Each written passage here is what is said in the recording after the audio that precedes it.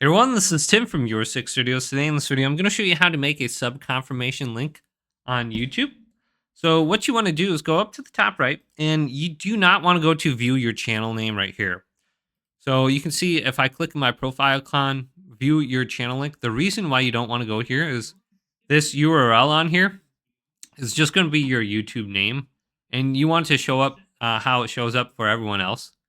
So we want to go on over to our profile icon, going down to YouTube Studio.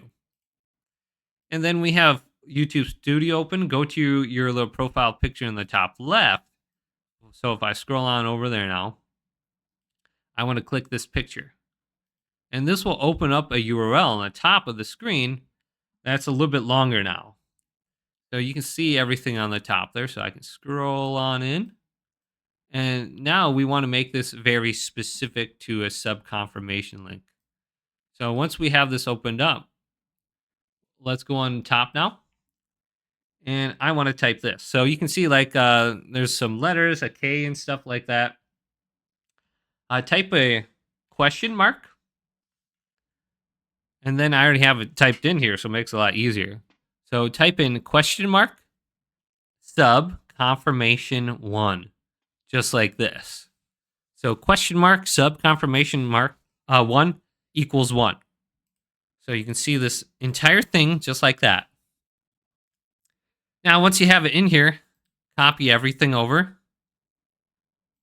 And then you can paste this anywhere. So let's open up a new link. And this is what it will look like when people click it. I think I have it on here. So you could probably go to like customize your channel.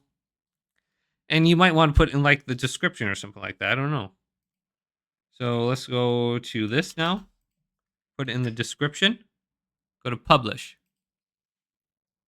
So you can put this in a different location. So let's go back over my channel page and see if this works now. So it should be in my description. It looks like it's just right here.